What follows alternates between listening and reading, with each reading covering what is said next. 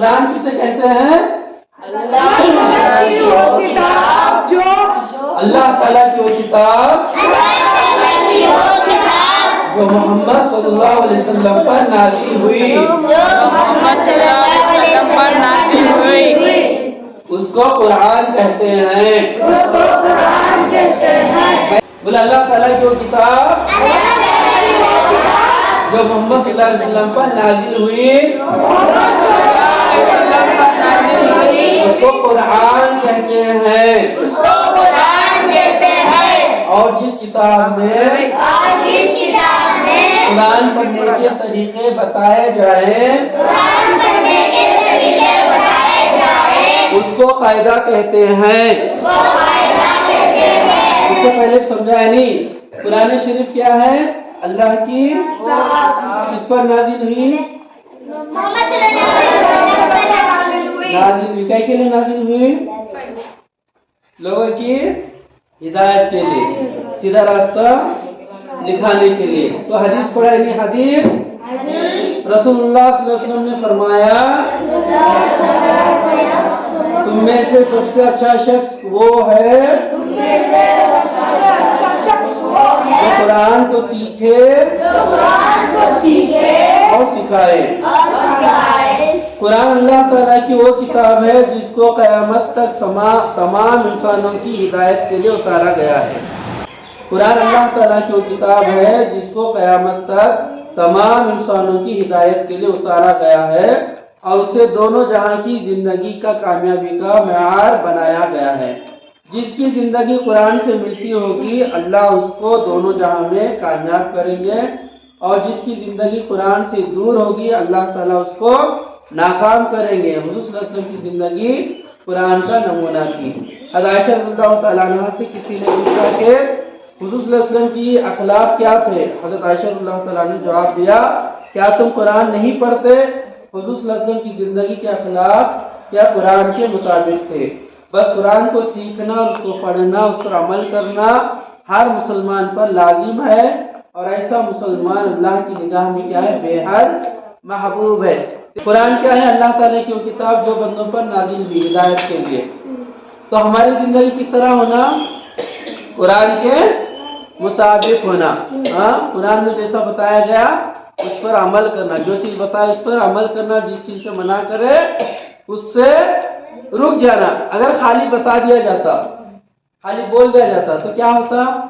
آدمی بھول جاتا، اس لیے اس کی کتاب کی شکل میں بھیجا گیا۔ وہ کیا ہے؟ قرآن شریف کو کیا کرنا؟ صحیح سے درست پڑھنا، اس کو سیکھنا، طریقہ ہے نہیں ہر ایک کا، اس طریقے سے پڑھنا۔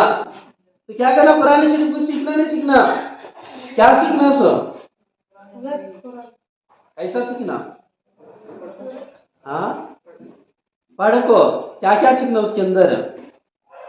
ایک تو اس کو الفاظ درست کرنا، حروف کی درستگی اور مخارج نکالنا۔ اس کے مخارج بولے تو آواز کس طرح نکالیں گے، نہیں کون سی آواز کہاں سے نکلتی، نہیں ہمیں خا بھی ایک چیز بولتے ہیں، قاف بھی ایک چیز بولتے ہیں، اور کاف بھی ایک چیز بولتے ہیں۔ نہیں تو میں اور ایک مطلب بتایا تھا، جیسے بتایا تھا نہیں کیا ہو، دیکھو سا سین اور سواد لکھنے میں بولنے میں کس دکھتا ہے، اس کے مخارج الگ ہے نہیں۔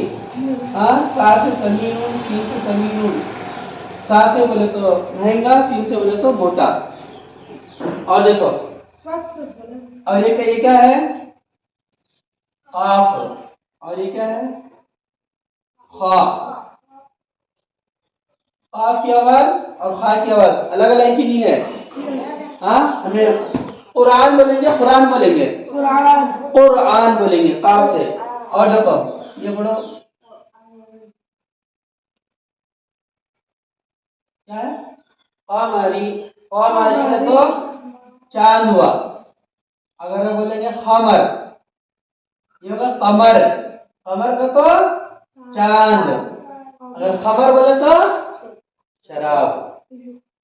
کتنا فرق ہے سمجھ میں آیا؟ قمر کا تو چاند، خمر بولے تو شراب۔ تو وہ چیزیں ہیں نہیں، اس کی کیا سے حروف کی ادائیگی برابر کرنا.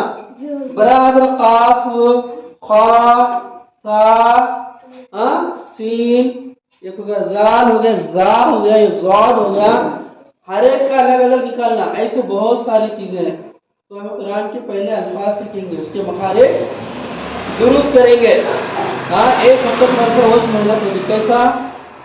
کیسے حروف ہم کیسے نکالیں گے ان کے، تبھی ہمارا قرآن پڑھنا درست ہوتا. سب سے پہلے مخارج درست کریں گے نہیں، پھر اس کے بعد میں قواعد درست کریں گے.